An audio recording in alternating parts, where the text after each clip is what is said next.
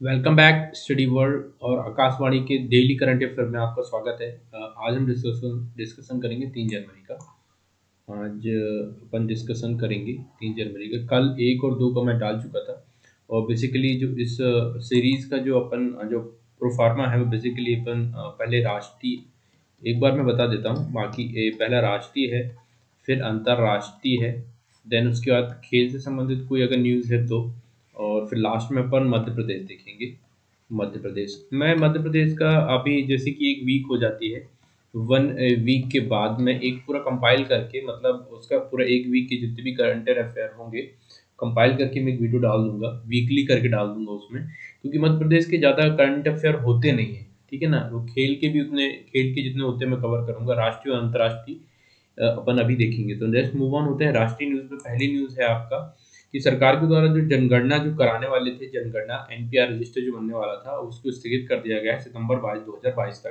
Basically NPR में सबसे पहले क्वेश्चन तो यही आता है कि एनपीआर होता क्या है। तो एनपीआर वो रजिस्टर होता है जिसमें कि देश के नागरिकों का और देश के गैर नागरिकों दोनों शामिल होते हैं, ठीक है ना। इसमें देश के कौन नागरिक है और कौन नागरिक नहीं है। पहली बार जो एनपीआर बना था 2010 में बनाया गया था। पहली बार जो एनपीआर बना था 2010 में बनाया गया था और 2015 में इसे अपडेट किया गया था। 2015 में जब अपडेट किया गया तो 119 करोड़ लोग को का डेटाबेस संकलित कर किया गया था और 2020 में अभी होना था, लेकिन वो उस 2020 की पहली जनगणना के साथ इसे अपडेट किया जाना था, लेकिन अभी कोरोना के कारण वो अपडेट नहीं हो पाया। तो देन मूव ऑन, सितंबर 2022 तक ये पोस्टपोन हो चुका है। Then next move on, next news देखते हैं। तो भारत सरकार के द्वारा एक ग्रिड बनाया जा रहा है। ग्रिड बेसिकली होता है कि सपोज ये आपका एक पावर स्टेशन है, देन ये पावर स्टेशन है, ये एक पावर स्टेशन है और ये एक पावर स्टेशन है। इन तीनों को जोड़ के एक ग्रिड बना दिया जाएगा ताकि बिजली की आपूर्ति पूरी की जा सके। तो ये ग्रिड होता है। तो सरकार के द्वारा वन नेशन वन ग्रिड और वन फ्रिक्वेंसी के आधार पर ये स्कीम लाई गई है। भारत सरकार के द्वारा क्षेत्र के आधार पर 60, मतलब ये जो स्टार्ट था 7 के दशक था और उसमें अलग अलग ग्रिड बांटे गए थे। 5 क्षेत्रों में बेसिकली बांटा गया था। जैसे कि आपका ये भारत है, तो ये एक नॉर्थ हो गया तो इसको नॉर्थ ग्रिड बोल दिया।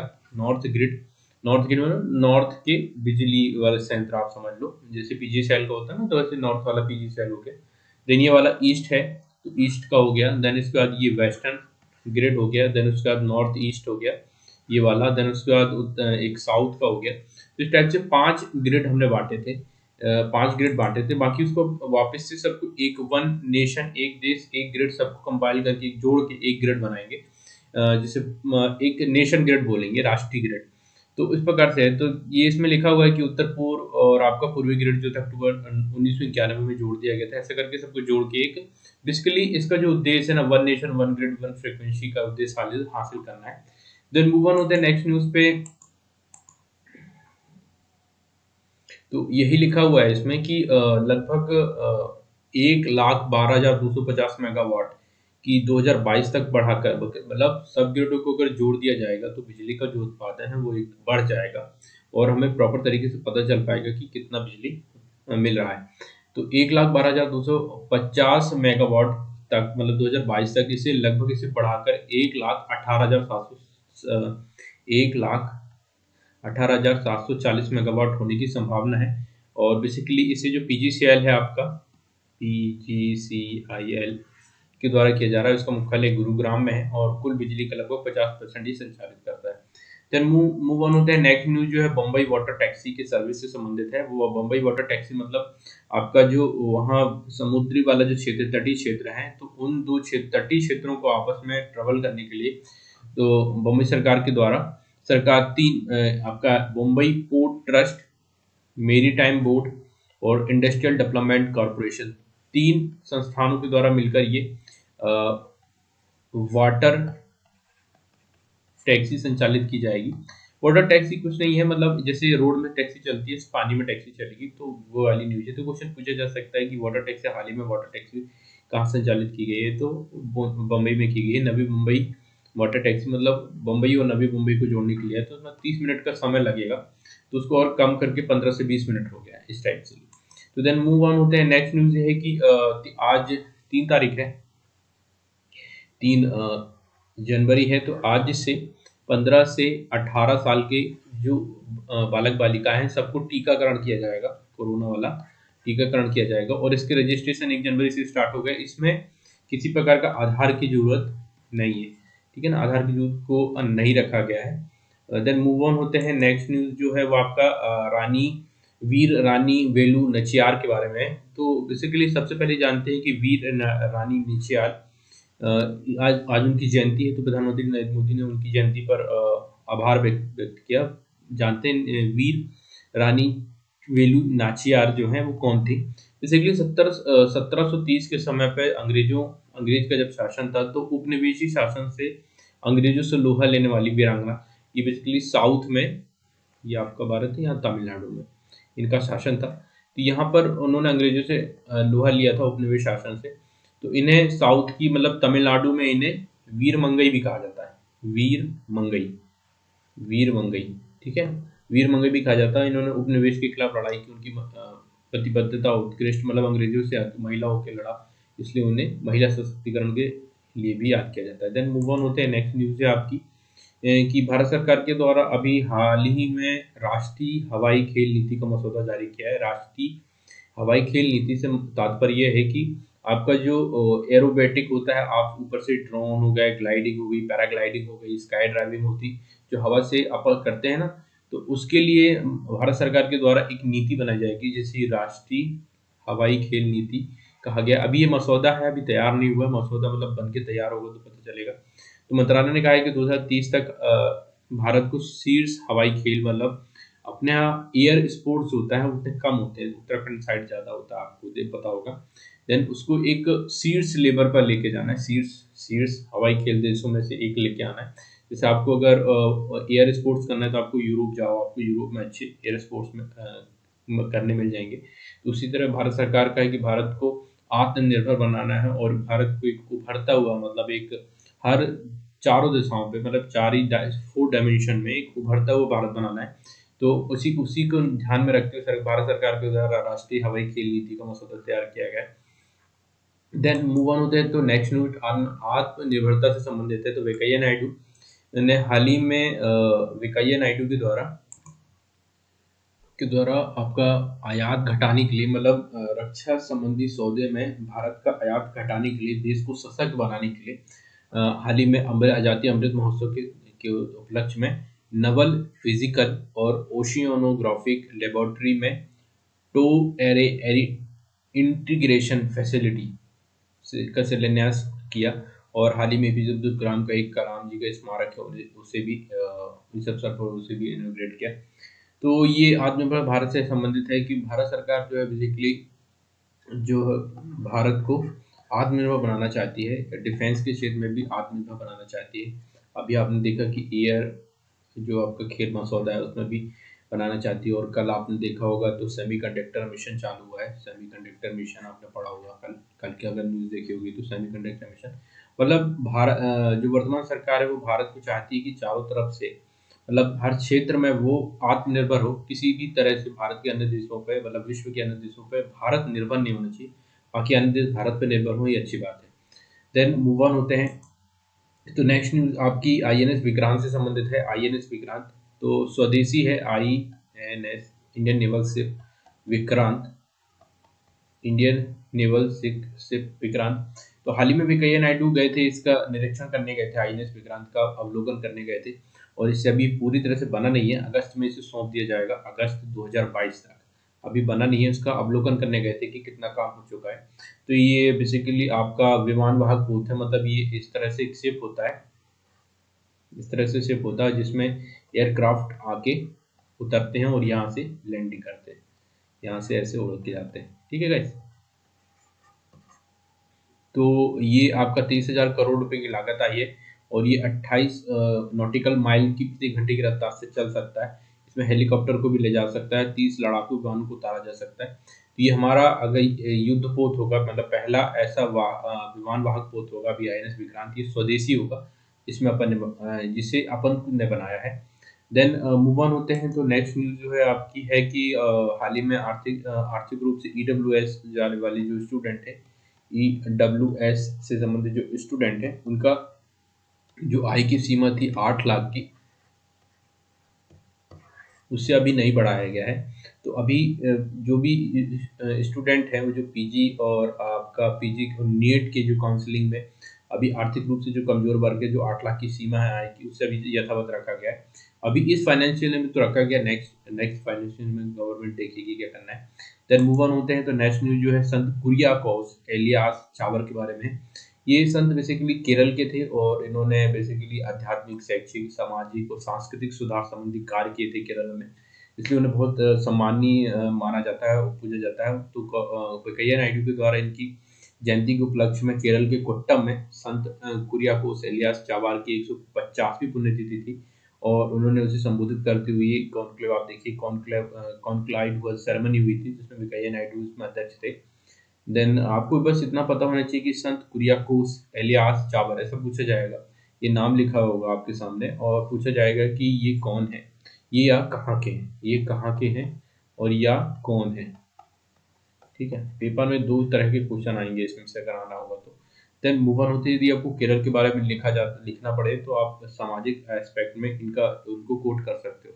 देन मूव ऑन होते हैं अंतर्राष्ट्रीय न्यूज में। तो अंतर्राष्ट्रीय न्यूज में अपन देखते हैं सबसे पहले सूडान के प्रधानमंत्री, अंतर्राष्ट्रीय न्यूज में काफी उथल पटक देखी गई है। सूडान के प्रधानमंत्री ने इस्तीफा दे दिया है और श्रीलंका में आपका आपातकाल करने वाला है, ऐसी स्थिति है।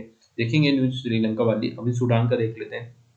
सूडान में बेसिकली आपका सूडान के जो प्रधानमंत्री हैं सेना के द्वारा तख्तापलट कर दिया गया है। डेमोक्रेसी समर्थक जो है राजनीतिक गतिरोध के कारण जो वहाँ के प्रधानमंत्री हैं, प्राइम मिनिस्टर अब्दुल्ला हमदोक, उन्होंने अपने पद से इस्तीफा दे दिया है। तो ये आपको नाम पता होना चाहिए। क्वेश्चन पूछा जा सकता है कि सूडान के प्रधानमंत्री कौन है, या पूछा जा सकता है कि अब्दुल्ला हमदोक अब्दुल्ला अब्दुल्लो किस या किस देश के पीएम है जिन्होंने हाल ही में इस्तीफा दिया है। तो आपको पता होना चाहिए सूडान के, ठीक है ना। अब सूडान के बारे में चर्चा करते हैं तो देख लेते सूडान है कहाँ पर। तो ये रहा सूडान, ये रहा साउथ अफ्रीका। साउथ अफ्रीका के आप जब साउथ अफ्रीका, ये रहा आपका साउथ अफ्रीका, और साउथ अफ्रीका के आप जब जाते हो ईस्ट में, और ईस्ट में आप जाते हो नॉर्थ ईस्ट में, ठीक है ना। नॉर्थ ईस्ट में आपको ये देश मिलेगा सूडान, जो बेसिकली आपका इजिप्ट से घिरा हुआ है, लीबिया से घिरा हुआ है। इजिप्ट ऊपर है, लीबिया, देन चाड, देन आपका सेंट्रल अफ्रीका, देन आपका सूडान, देन इथोपिया और इरिट्रिया। तो आप एक बार इसको देख लीजिएगा क्योंकि क्वेश्चन पूछा जाता है कि सूडान की पूछा, क्योंकि ये चर्चा पे है अभी, तो पूछा जा सकता है कि सूडान हाल ही में चर्चा में रहा सूडान, इसमें से किस देश से अपनी बॉर्डर शेयर करता है, किस देश से बॉर्डर शेयर नहीं करता, या इस टाइप से दोनों में से क्वेश्चन भी आ सकता है। तो आपको पता नहीं चाहिए कि ऊपर आपका इजिप्ट है, फिर आपका बाजू में लीबिया है, चाड है, और सेंट्रल रिपब्लिकन अफ्रीका है, सूडान है, इथोपिया है, देन इरिट्रिया है। देन मूव ऑन होते हैं, थोड़ा और जानने की कोशिश करते हैं कि सूडान आज़ाद कब हुआ था। तो 1 जनवरी 1956 को सूडान आज़ाद हुआ था। 1 जनवरी 1956 को इसको स्वतंत्रता मिल गई थी, और बेसिकली अपन ये पढ़ चुके हैं कि मिस्र, चाड, इथोपिया, इरिट्रिया, दक्षिणी सूडान, लीबिया और लाल सागर भी लगा हुआ है, तो साथ सीमा साझा करता है। सूडान की जनसंख्या देखी जाए तो 2011 तक ये सबसे बड़ा देश था साउथ अफ्रीका का, लेकिन उसके बाद अब ये तीसरे नंबर पे आ गया है। पहले नंबर पे था, अब ये तीसरे नंबर का सबसे बड़ा देश है साउथ अफ्रीका का, ठीक है। तो आपको कमेंट करके बताना है पहले नंबर का कौन सा है। सूडान की राजधानी की बात करें तो खार्तूम है। देन नेक्स्ट मूव ऑन होते हैं तो सूडान का मंत्री ये अपन ने देख चुका है। नेक्स्ट मूव ऑन होते हैं तो श्रीलंका दिवालिया होने की कगार पर आ गया है। बेसिकली वित्तीय और मानवीय संकट के कारण श्रीलंका की स्थिति ऐसी हो गई ना कि दिवालिया होने की कगार पे आ गया। मतलब उसमें वित्तीय अस्थिरता के कारण और मानवीय संकट के कारण जो मुद्रास्फीति का जो रिकॉर्ड स्तर पर पहुंच गया, मतलब महंगाई इतनी ज्यादा हो गई है कि उसको बहुत जो सस्ती चीजें भी होती है, जो 10 रुपए की चीजें वो 100 रुपए की हो गई। तो इस प्रकार से बोला जा रहा है कि वित्तीय स्थिरता हो गई। तो राष्ट्रपति गोतबाया राजपक्षे जो है, उन्होंने सरकार को आर्थिक चुनौतियों का सामना करना पड़ रहा है बेसिकली। तो आपको बस ये हाल ही में कौन सा देश तो दिवालिया, हमारा पड़ोसी देश कौन सा है, श्रीलंका है, जो दिवालिया होने की कगार पर पहुंच गया है। तो इस प्रकार से आपको न्यूज ये ध्यान रखनी है, इंटरनेशनल न्यूज है तो आपको ये ध्यान रखनी है।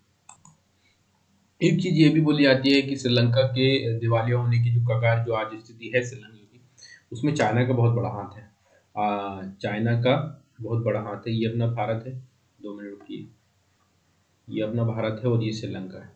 यहाँ पर हम्बन टोटा है। तो हम्बन टोटा जो पोर्ट है, इसको बनाने के लिए चाइना ने ऋण दिया था। तो श्रीलंका ने इस ऋण को नहीं पटा पाया, तो इस ऋण को पटाने के लिए चाइना ने फिर दिया, मतलब डेट के ऊपर डेट, ऋण के ऊपर ऋण दिया।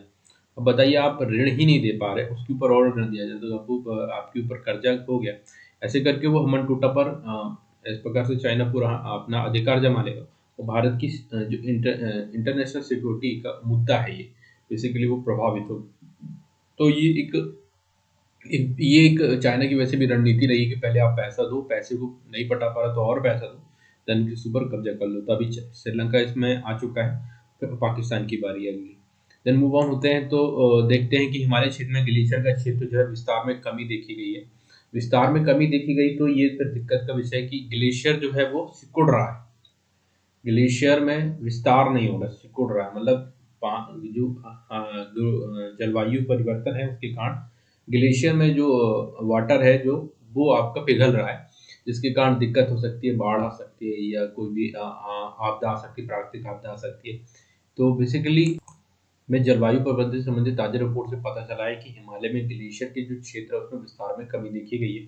और अनेक खूब सारे संगठन है, उन्होंने शोध भी किया है कि काठमांडू में जो काठमांडू से जो आसपास में जो ग्लेशियर है उसमें भी विस्तार नहीं हो रहा है। मतलब विस्तार से तात्पर्य ये है कि आपका वो फैलना चाहिए, तो वो कम होता जा रहा है, सिकुड़ रहा है। तो ये प्रभावित कर रहा है, मतलब जलवायु के परिवर्तन को दर्शा रहा है, जलवायु के परिवर्तन को दर्शा रहा है। और हाल ही में ये नए अध्ययन से पता चला है कि नेपाल में 1977 से 1910 में ये ग्लेशियर का लगभग क्षेत्र 24% में कमी देखी गई है। तो ये चिंता का विषय है।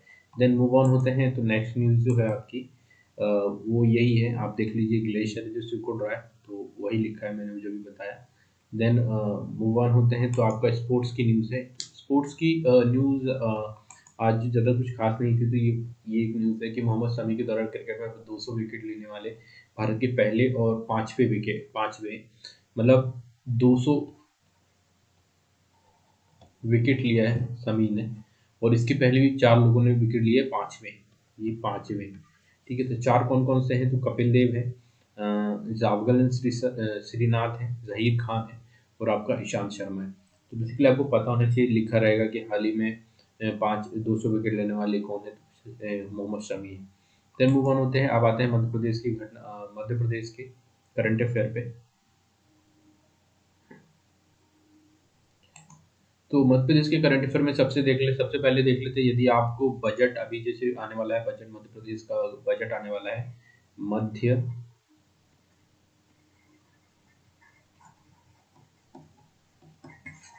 मध्य प्रदेश का बजट अभी आने वाला है। तो यदि आप सरकार को कोई सुझाव देना चाहते हो तो mp-mygovernment.in पर आप सुझाव दे सकते हो 2022 और 23 के लिए।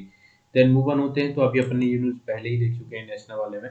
तो मध्य प्रदेश में 6 लाख की आंकड़े आप लिख लीजिएगा, आपको बताने गवर्नमेंट के बारे में आप लिख लें, गवर्नमेंट ने क्या किया कोरोना काल में। तो आप इसे कोट कर सकते हो कि 6,98,428 किशोर किशोरियों का टीकाकरण करके उन्हें सुरक्षा प्रदान करी। तो ये सामाजिक सिक्योरिटी है ना, ये एक प्रकार से तो गवर्नमेंट अपना कर्तव्य निभा रही है। तो 3 जनवरी, आज वैसे 3 जनवरी है और शाम 5 बजे तक के आंकड़े हैं 6,98,428। देन मूव ऑन होते हैं, नेक्स्ट न्यूज़ जो है आपकी, हाल ही में आपका सागर में रतौना है। सागर में रतौना में हाल ही में सरकार के द्वारा पशु प्रजनन प्रच्छेद और कृषि एवं कृत्रिम गर्भाधान प्रशिक्षण केंद्र स्थापित किया गया। तो क्वेश्चन आ सकता है कि पशु प्रजनन प्रच्छेद और कृषक कृत्रिम गर्भाधान प्रशिक्षण केंद्र कहाँ स्थापित किया है? तो रतौना में किया है। रतौना कहाँ पर है? सागर में। तो बेसिकली गवर्नमेंट का आपका गोकुल मिशन चल रहा है। गोकुल मिशन में 13 राज्य में से 20 स्थानों को चुना गया है और 20 स्थानों में से एक स्थान ये है, सागर का रतौना। इसलिए ये इंपॉर्टेंट हो जाता है। क्वेश्चन ऐसा आएगा कि हाल ही में सरकार के द्वारा गोकुल मिशन के द्वारा मध्य प्रदेश में चुना गया स्थान कौन सा है? सागर का रतौना स्थान। ठीक है, तो गोकुल मिशन का बेसिकली ये केंद्र स्थापित करने का उद्देश्य क्या है? तो क्या उद्देश्य हो सकता है? पशु प्रजनन क्षेत्र बेसिकली नस्ल सुधारना है, दूध उत्पादन में वृद्धि करना है, और अच्छी नस्ल के पशुओं का अच्छी नस्ल के पशुओं का पालन करना है, और पशुओं का प्रशिक्षण, पशुपालन का प्रशिक्षण प्रशिक्षण देना, और इसमें 30 लोगों को 30 दिन प्रशिक्षण दिया जा सकता है। ये इस पशु प्रशिक्षण प्रक्षेत्र और कृषक एवं कृत्रिम गर्भाधान। तो आपको याद रखना पड़ेगा, बस याद रखिए गूगल मिशन में एकमात्र स्थान है अपना ये, ठीक है ना, सागर का रतौना। देन मूव ऑन होते हैं तो नेक्स्ट न्यूज़ आपकी मध्य प्रदेश में है कि आपके प्रद्युम्न सिंह, देखिए आप ऐसे मंत्री याद करेंगे तो बहुत दिक्कत होगी। डेली में आप ये कई बार नाम आएगा आपका प्रद्युम्न सिंह, ऊर्जा से संबंधित कोई भी न्यूज़ होगी तो प्रद्युम्न सिंह नाम ही याद आएगा। तो आपको याद हो जाएगा कि प्रद्युम्न सिंह कौन है, who is the Pradyumna Singh, he is the energy मंत्री, ऊर्जा मंत्री, ठीक है ना, minister of power energy. Then move on होते हैं तो इन्होंने गांधी सागर जल विद्युत गृह की 5 इकाइयों का नवीनीकरण किया है कि करीब इसकी लागत जो आई है 329 करोड़ रुपए व्यय हुआ है, और इसमें 5 यूनिट लगाई गई है, जो कभी 5 यूनिट लगाई गई है जो 23 मेगावाट की है। ठीक है, तो गाइस मूव ऑन होते हैं। देन अगली न्यूज़ जो है वो आपकी है कि ये पुरानी न्यूज़ है बेसिकली, लेकिन मैंने इसको ज़्यादा, मैं सोचा कि इम्पोर्टेंट पूछा भी जा सकता है, तो मैंने इसको ऐड कर लिया। पीएम किसान योजना के तहत कल की न्यूज़ है, शायद 1 तारीख की न्यूज़ है, 2 तारीख की न्यूज़ है, तो 20,900 करोड़ रुपए 10वीं किस्त पीएम मोदी ने जारी की किसान, पीएम किसान योजना के तहत, ठीक है ना गाइस। तो देन मूव ऑन होते हैं। तो लास्ट अब ये इतना ही न्यूज़ था मध्य प्रदेश का। मध्य प्रदेश की ज़्यादा न्यूज़ होती नहीं है, तो जैसे जैसे होगा तो एक वीकली में, अभी तो डेली में जितनी न्यूज़ होती है वो कवर कर दूंगा। देन सप्ताह के लास्ट में उसको कंपाइल करके, और कुछ ऐड ऑन होगा तो ऐड ऑन करके फिर मैं उसे डाल दूंगा weekly Madhya Pradesh current affair करके। तो आप उसे देख लीजिएगा और रिवीजन जरूर करिएगा। इसके पहले, इस कोड के पहले मैं एक चीज़ और करूँगा कि आपको रिवीजन मस्ट है, रिवीजन आपको करना है, रिवीजन इज अ की। देन कोर्ट में आते हैं, तो कोर्ट में बेसिकली है कि खुशी से संतुष्टि मिलती है। आप याद रखना, आपको खुशी मिल रही है तो आपको संतुष्टि मिलेगी, और संतुष्टि से खुशी मिलती है। परंतु फर्क क्या है दोनों में, खुशी और संतुष्टि में फर्क क्या होता है? तो खुशी में यह है कि खुशी थोड़ी देर के लिए रहेगी, खुशी थोड़े समय के लिए रहेगी। सपोज आप खुशी, जैसे कोई चीज़ है आपको मिल गई वो चीज़, जैसे आपको एक स्मार्ट वॉच पहननी है तो स्मार्ट वॉच आपको मिल गई, तो वो खुशी जो है वो थोड़ी देर के लिए स्मार्ट वॉच मिल गई। लेकिन अगर संतुष्टि किसी चीज़ की हो जाए तो वो हमेशा तक बनी रहती है। आप इसको गहराई से समझिए, ठीक है, तो आपको समझ में आएगा खुशी और संतुष्टि। तो guys stay tune with motivated रहिए एग्जाम में। असफलता तो मिलती रहती है, सफलता भी मिलती रहती है। सफलता सफलता जब एक पड़ाव होते हैं मोड़ में आपके जर्नी के, तो आपको सफलता सफलता दोनों को लेके चलना है। लेकिन डेली आपको डेली उठना है, डेली करंट अफेयर कवर करना है, और आपको अच्छा आपको पता ही नहीं चलेगा कि आपका एग्जाम कैसे क्लियर हो गया। तो गाइस स्टे ट्यून रहिए, आप अगला कल मिलते हैं 4 जनवरी की करंट अफेयर में। तो guys remember, revision is a की। तो गाइस मिलते हैं, बाय, टाटा।